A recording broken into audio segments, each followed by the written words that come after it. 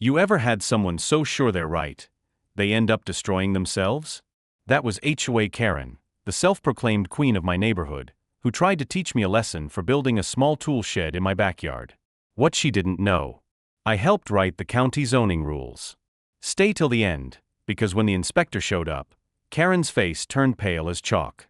Hit subscribe if you love watching HOA bullies get caught in their own rules. I just finished putting up a modest wooden shed, nothing fancy, just space for my mower and tools. A week later, I came home to a letter taped to my door, notice of violation, unauthorized structure. Signed, of course, by Karen, our HOA president. The next morning, she was waiting on my driveway. Clipboard in hand, smile sharper than a razor. "Didn't you read the guidelines?" she said. "No outbuildings allowed." I told her calmly, "Karen, the HOA doesn't govern my side of the cul-de-sac. The boundary ends 4 houses down." She smirked. "We'll see about that." Within a day, she emailed the whole neighborhood claiming I'd built an eyesore.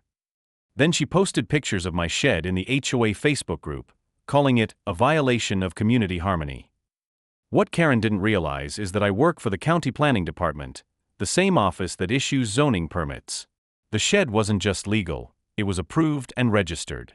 So instead of arguing, I quietly gathered my paperwork, emails, and permit receipts. 2 days later, Karen called an emergency HOA meeting. She showed up waving a binder of rules, demanding I tear the shed down or face fines. The neighbors looked uncomfortable, most of them just wanted peace. That's when I dropped my folder on the table. "Karen, this is the official county zoning map," I said. "The HOA boundary ends here. Everything past that line, including my property, isn't under your control." Silence. Then a quiet snicker from one of the board members. Karen's face flushed red. "You're lying," she barked. The next day, she tried to double down, reported me to the county inspector. Bad move. Guess who the inspector called for confirmation? Me. When we arrived at her house for the inspection, she looked ready to celebrate, until she saw me standing beside him in my county badge lanyard.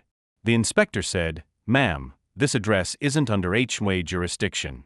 You've been issuing unlawful citations." Karen's jaw dropped. The inspector filed a complaint, and within a week, Karen was voted out as HOA president. I got a public apology and a barbecue invite from every neighbor she'd angered. Now my shed still stands, stronger than ever. Sometimes, the best revenge is simply knowing the rules better.